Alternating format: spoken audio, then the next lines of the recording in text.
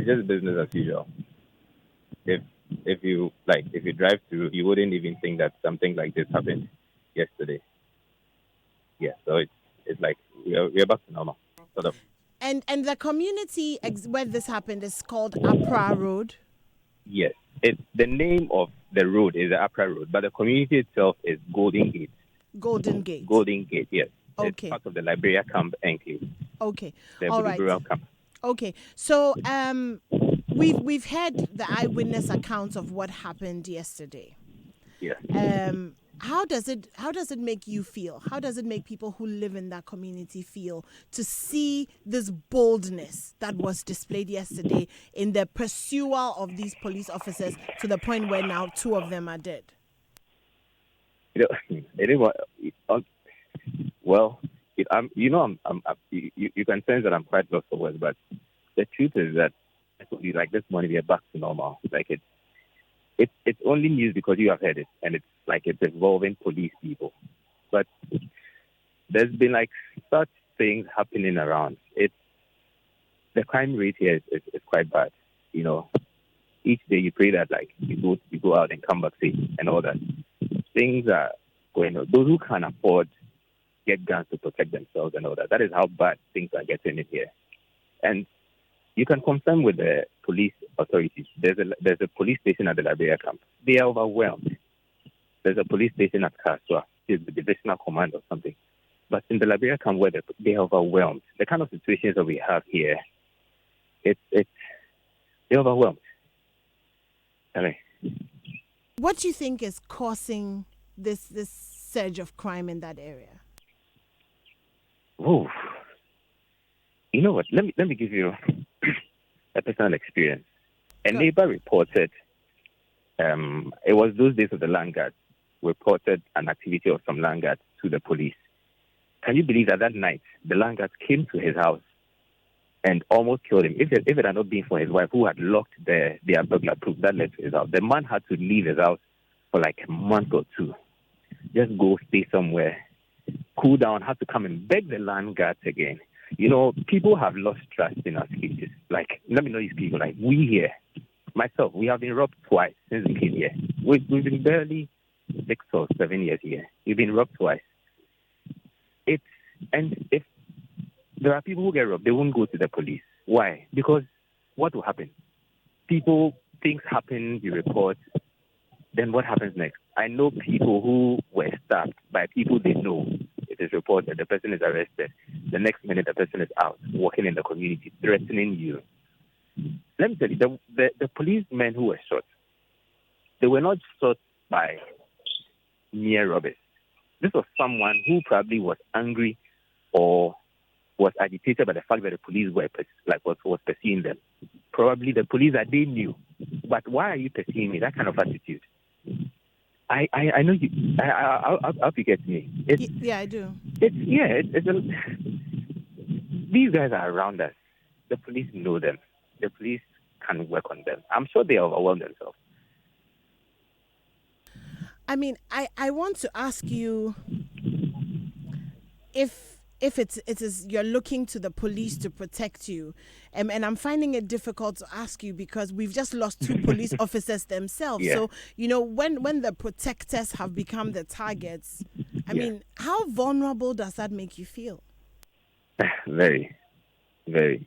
Of course, I won't be able to confirm, but most of our residents, like where I live, have purchased guns. And sometimes you hear people asking because, like, that is the last resort that people are getting to purchase their own protective stuff. People go out; they don't come late at night. If it's late, you stay out.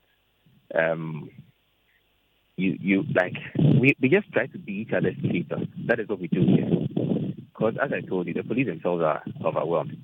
Within this enclave there are two police stations. One is at Breku, one is at the Liberia camp. What happened? It's the MPTD came from Kaswa. They mounted a checkpoint on the main Winneba Road. So they are not even from the Breku or the what's the name, the Liberia camp police stations, because those police stations are already overwhelmed with the kind of things that are going on there in the Liberia camp enclave, in the Fete enclave. It's that bad. maybe when the national comes in, they will be able to do something about it.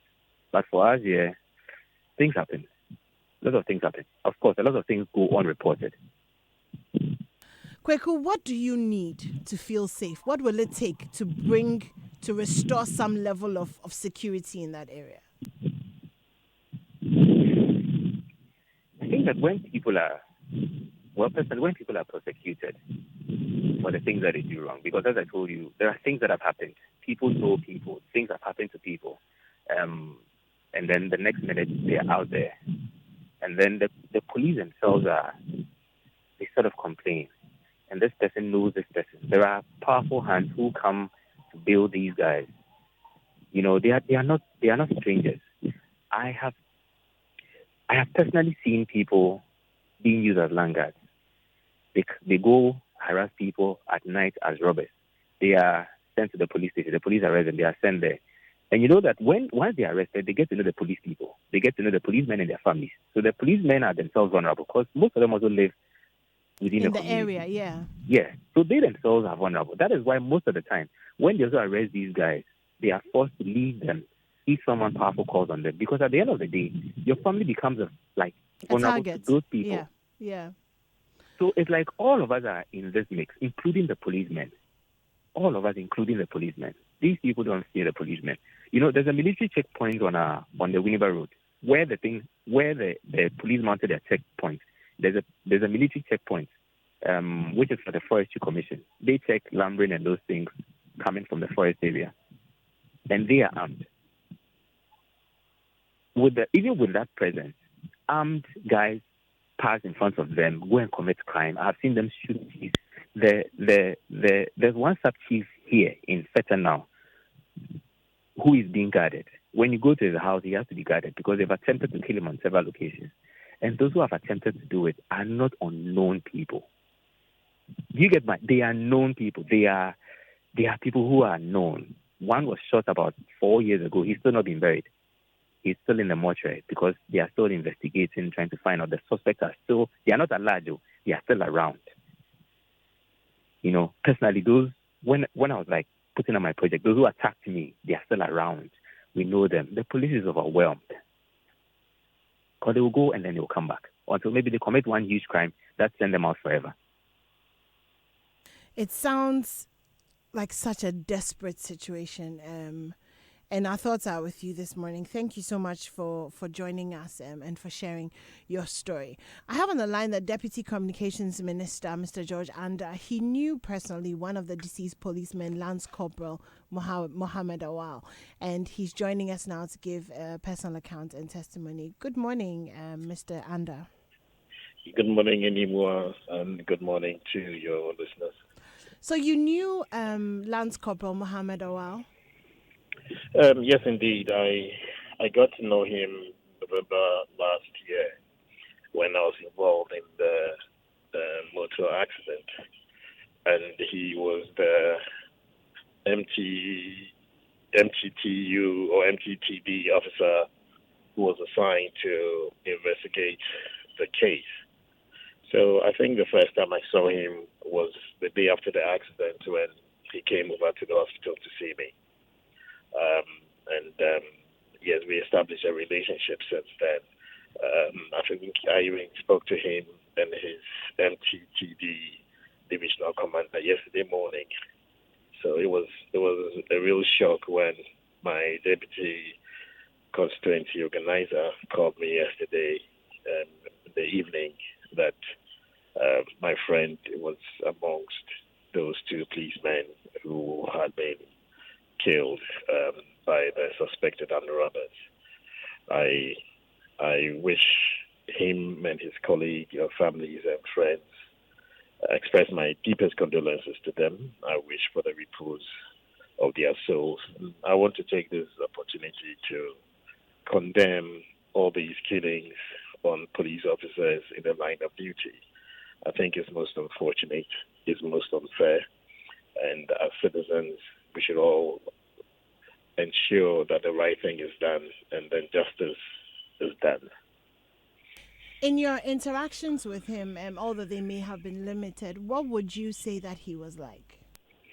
Well, I think he was selfless. I think when I was in the hospital for the 2 weeks I was there, he came there not less than 5 times.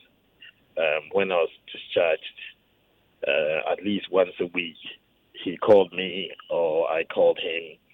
I mean, basically, he was checking on my health, my welfare, how I was doing.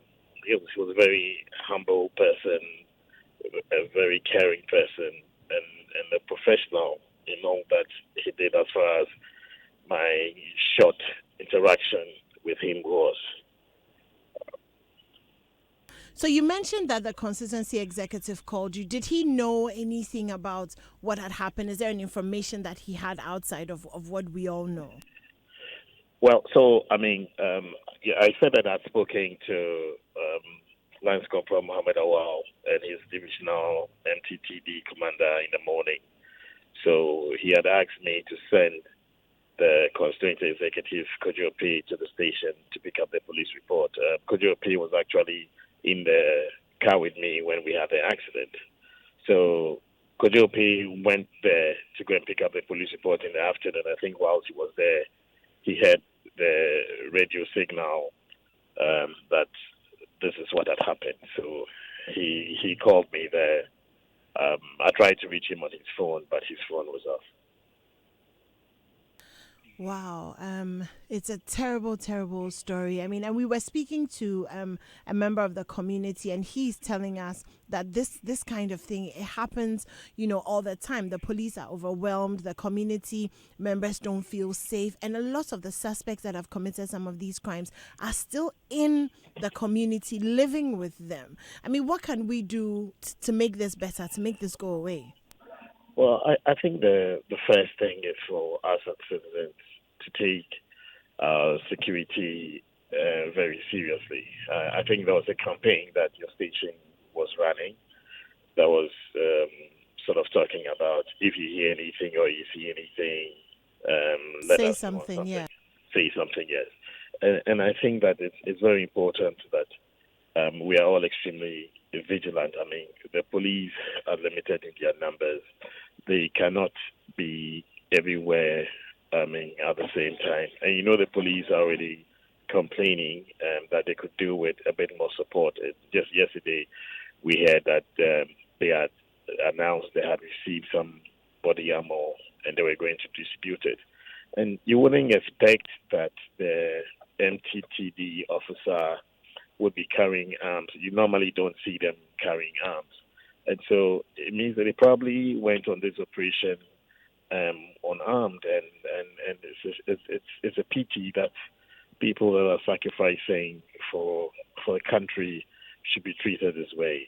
I would request for all the members of the community to help the police in finding this last suspect and making sure that the law deals with him.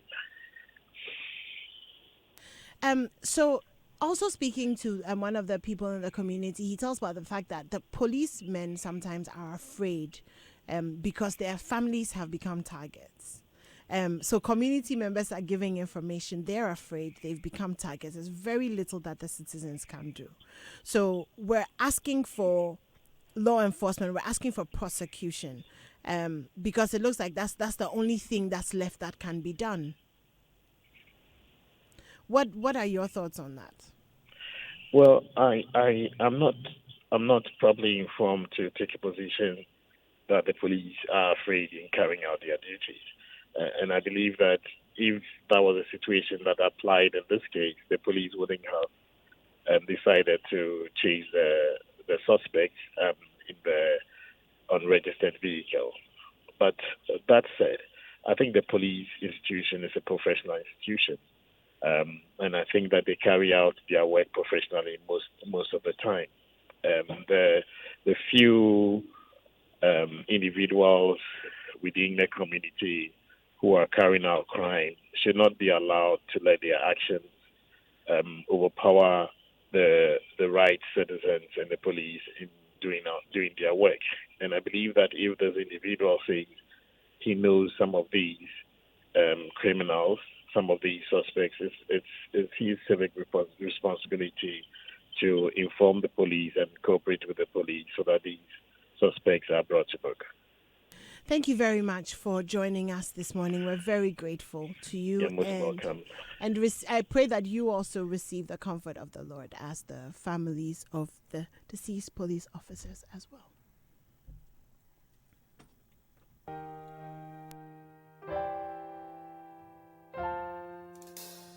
Father, can you hear me?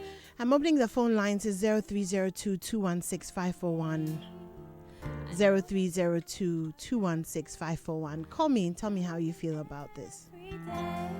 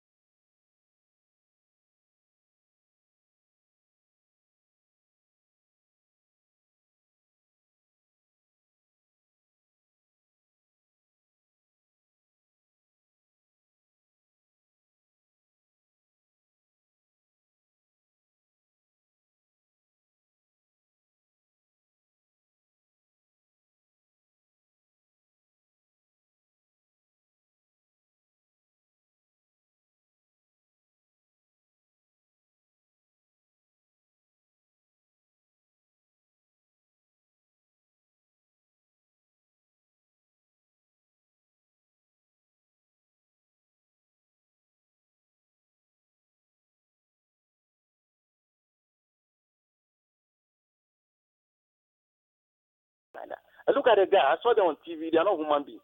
Look at their demeanor. Look at their human beings like that. Just kill people physically. Come on, Parliament should do something. And I have some second issue. I have some advice to our Vice President. You see, Ghana has one Vice President. That is Dr. Mohamed Bawumia. Bawumia should know that he's not an individual. Bawumia is the Vice President of Ghana. And we want the character, we want the attitude, we want the integrity behavior. The way he's talking about his brother, former President Mahama, is not the best. Okay, thank you very much for that. That was Mickey Akos calling from Akosobo. He was also my final caller. Father, can you hear me? I'm calling on. This morning, our heart goes out to the families of these two policemen who fought for us, risked their lives for us, and in the end, they paid the ultimate price for us. We're grateful for the years that we've had with you. We're grateful for the work that you have done. And we're sending our love and our prayers to their families and demanding that justice be done. Big stories here on the Super Morning Show are brought to you by Guarantee Trust Bank. Wouldn't you rather bank with us? Vodafone, the future is exciting. Are you ready? And Latex Film, your partner for life. It's back to school season, and Guarantee Trust Bank Limited has amazing news for students, parents and guardians. Pay admission and school fees for fresh and continuing students without stepping in the banking hall or school premises through bank *737# or MyGHPay. Simply download MyGHPay app from the Play or App Store and make payments with your card or mobile money anytime, anywhere. You'll receive an electronically generated receipt for submission to the school as proof of payment. You can also walk into any of our branches nationwide to make payments to over 100 schools through our GT Collects platform. With GT Bank's convenient payment platforms, you're guaranteed a fast, efficient, and stress-free way to pay fees this season. Call 0302-611-560 or toll-free 0800-124-000 for inquiries. Guarantee Trust Bank. Wouldn't you rather bank with us? Are you still paying for expensive talk time and data on your network? Well, whether you're in 100 WhatsApp groups or you call your customers several times a day, Vodafone is giving you the deal of the year. We're doubling the Red 1, Red 2, and Red 5 offers. It's double into Soar Papa. With just one CD, get unlimited Vodafone to Vodafone calls, 10 minutes to other networks, and 40 megabytes of data. For 2 CDs, get 400 Vodafone to Vodafone minutes, 30 minutes to other networks, and 100 megabytes of data. And for 5 CDs, get an amazing 125 Vodafone to Vodafone minutes, 125 minutes to other networks, 10 SMS, and 250 megabytes of data. Dial *200# to subscribe to Vodafone Double into Soar. You can talk and browse till. Vodafone always gives you more. Switch to Vodafone today. Vodafone, the future is exciting. Are you ready?